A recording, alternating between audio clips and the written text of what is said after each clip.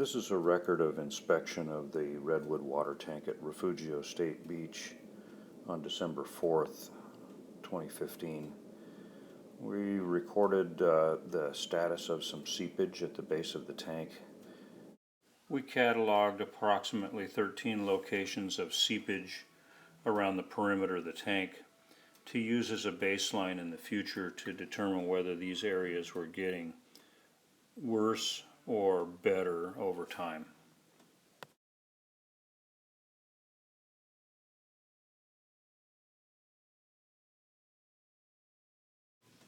Most of these areas, with the exception of one or two, exhibited only dampness and an absence of any flowing water.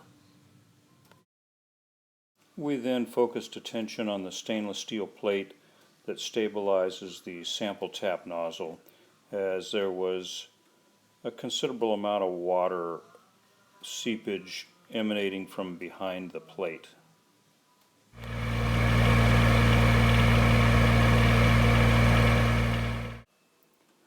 We drilled a small hole through the base of the stabilization plate at the nozzle location to facilitate installation of a borescope into the space.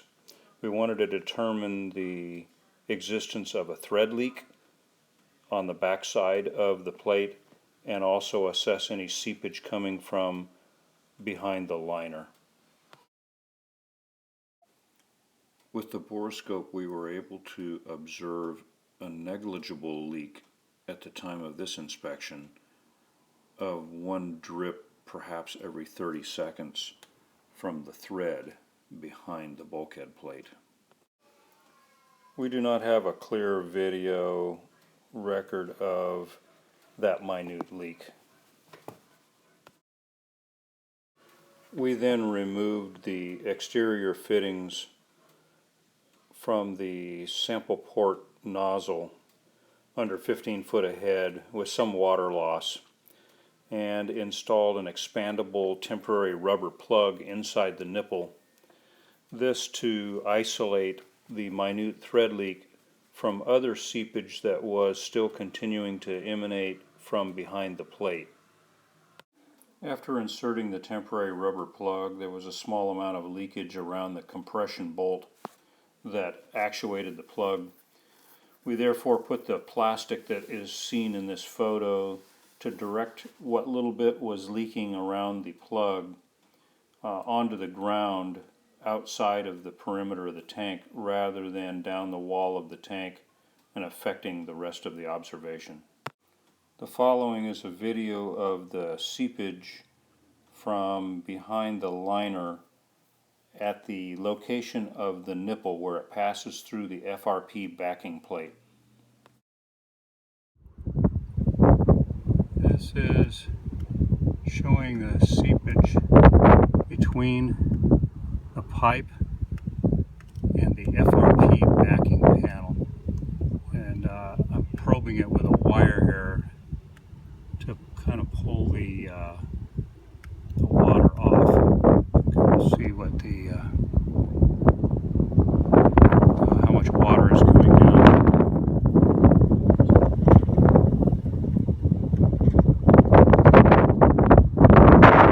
There we go. That kind of shows the seepage there. And I'm going to pull the camera back out and get a better perspective of what that is looking at. That is the bottom of the pipe. Right there. If I pull the camera out and go to the directly under the pipe and come in with it there.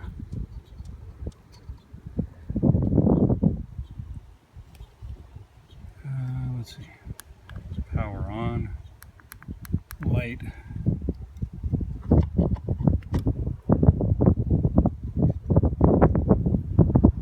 This is under the pipe. We have some highlights there of this water and the wire over here to show we've got some movement in this water.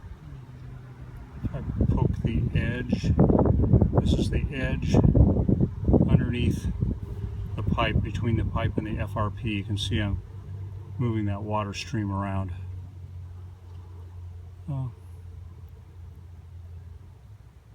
This is at the bottom, on where the wood's at.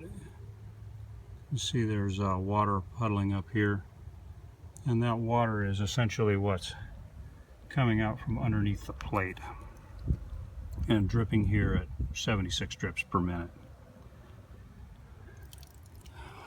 Back to the camera. Pull that out a little ways. That's really the best angle I can get on it.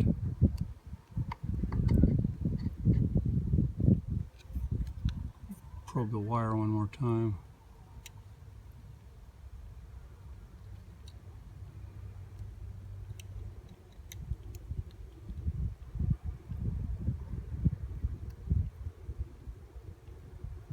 There's the wire, and the wire's in that stream of water right there. You can see water flowing there, kind of puddling behind the wire when I poke the FRP panel. We'll pull out.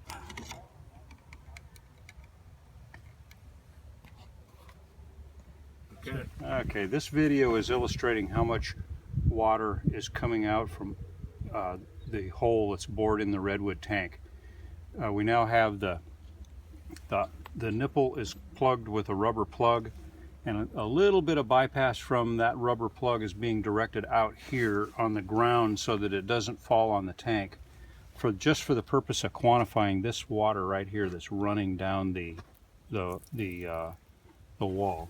So I get a general idea how much water that is. I put a paper towel on it. You can see how quickly capillary action starts spreading on that towel. This is a rough idea of how much water this is.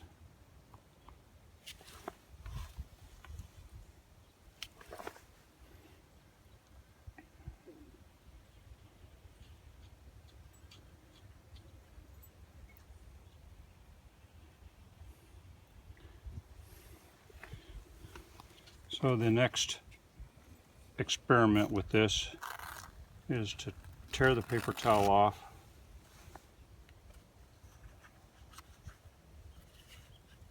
fold it into a funnel where all of the capillary action that's soaked into the towel comes down in one place.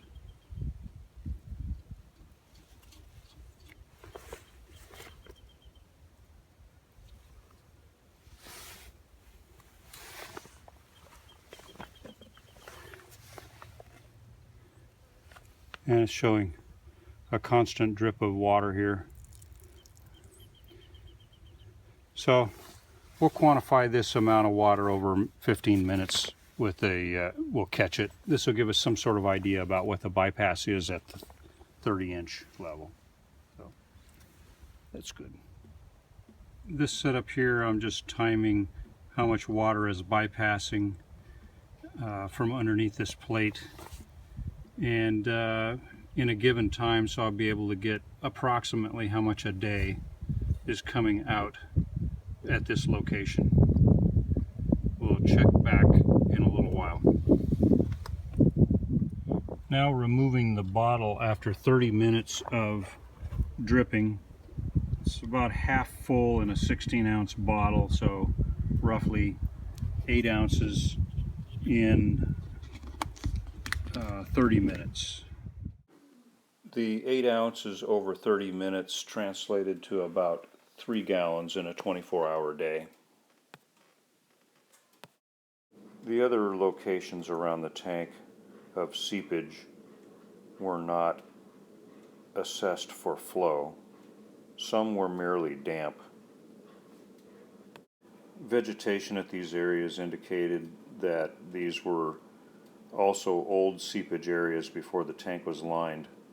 All this is proving is the water's just taking the least path of resistance on the slab. What has been established here is a minimum amount of seepage of 3 gallons per day and a maximum amount of seepage indicated by the drop in the level gauge, but weighted against the amount of water that is potentially bypassing the isolation valve and evaporation, which is an unknown at the time of this inspection. The source of this breach has 4 possible locations. One is the possibility that the thread leak behind the bulkhead had initially started out more severe and had taken up over the past few weeks to only show the drip every 30 seconds that we saw on December 4th. If that's the case, then the water from that thread leak has now been isolated, and the 16 ounces per hour of flow should diminish over the next several days. This assumes at the time of the inspection that there is some water from this prior leak residing above the elevation of the sample port that is now draining out. Number 2 is the prospect that there is a problem with the sample tap nozzle, either the bonded joint to the liner or the clamped mechanical joint to the sample tap nipple. The third possibility is that there is a breach involved at the drain/inlet connection at the bottom of the tank.